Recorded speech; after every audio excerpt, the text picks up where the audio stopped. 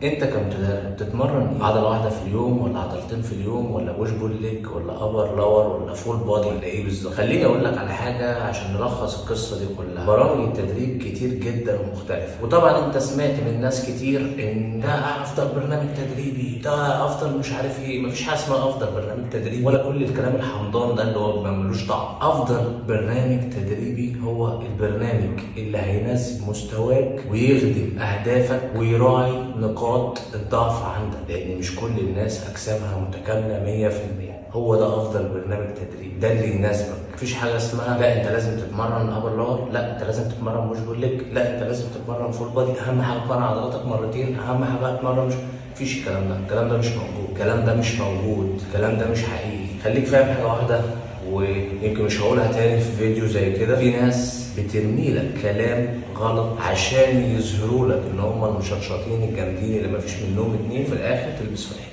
عشان ايه؟ عشان تشترك معاه. خلاصه لا انت لازم تتمرن، مش لازم. مين اللي لزمه؟ مين اللي لزمه؟ مين اللي بيلزم الحاجات دي؟ احنا اللي بنلزمها، احنا اللي بنخترع. معظمكم ان ما كانش 99% منكم ما بيوصلش النتائج بسبب ايه بقى؟ بسبب ان هو عمال يجيب نصيحه من هنا ونصيحه من هنا ومش عارف يمشي ورا مين، عمال يجرب في نفسه يجرب في نفسه، مش عارف يمشي ورا مين. ليه؟ لان كل واحد بيقول وجهه نظره واصل الدراسات واصل مش عارف. انا مش ضد العلم ولا ضد الكلام ده، لان انا ما زلت لحد الان دايما بطور من نفسي علميا، ولكن في حاجات كتير في العلم مزيفه. وما تنساش ان العلم اللي بيكتشف العلم ده او اللي بيوريك الدراسات دي شخص زيه زيك. وارد ان هو يكون صح ووارد ان هو يكون غلط، وارد ان هو يكون واخد فلوس عشان يظهر دراسه تلغي دراسه ولا ايه. وارد حاجات كتير. رغم وجود كل العلم اللي انت بتشوفه دلوقتي واللي متوفر بشكل مجاني واللي ما كانش موجود لما احنا بدانا في كمال اجسام، كان زمان الناس عندها عضلات اكتر. النهارده رغم وجود كل العلم المتوفر لك بشكل مجاني ده وانت مش عارف تعمل عضلات. عارف ليه؟ عشان ما حدش عايز يديك المعلومه بجد. انا عايزك تسال نفسك سؤال واحد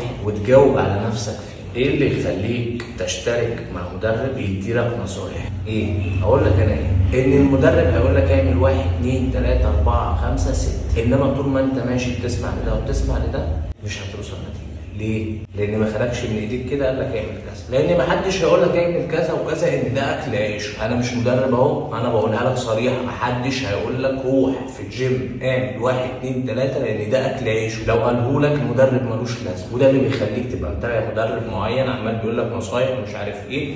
بيضيف لك حاجات ولكن مش بيديك كل حاجه، بيخليك بعد كده تروح تشترك معاه. فبلاش موضوع اللي هو ايه ده افضل نظام. مفيش حاجه اسمها افضل نظام، مفيش الكلام ده. يعني انا مثلا اتمرنت كل انظمه التدريب اللي تتخيلها واللي ما تتخيلهاش، يعني كنا بنخترع انظمه تدريب كمان. طب ايه افضل نظام تدريبي مناسب معايا؟ اطلع بقى اقول لك تجربتي الشخصيه ان افضل نظام تدريبي مناسب معايا انا هو النظام اللي بتمرن بيه بروس بليت، هو ده النظام اللي مناسب معايا انا. اطلع اقول لك ان لما بتمرن بوش بول ليج مش بيكون احسن حاجه. اطلع اقول لك ان لما بتمرن ابر لور مش بيكون احسن حاجه. اطلع اقول لك ان في تمارين ما بقدرش اشيلها من جدول التدريب بتاعي لان هي اللي بتطورني. جسمك غير جسمي، مستواك غير مستواي، العمر التدريبي بتاعك غير العمر التدريبي بتاعي، فالموضوع مختلف تماما. فما تمشيش ورا الناس اللي هو افضل نظام مش عارف ايه، افضل نظام مش عارف ايه. مفيش حاجه اسمها افضل نظام. افضل نظام زي ما قلت لك يخدم اهدافك، يراعي نقاط ضعفك ويكون مناسب لمستواك. هو ده افضل برنامج تدريبي. غير كده فيستك.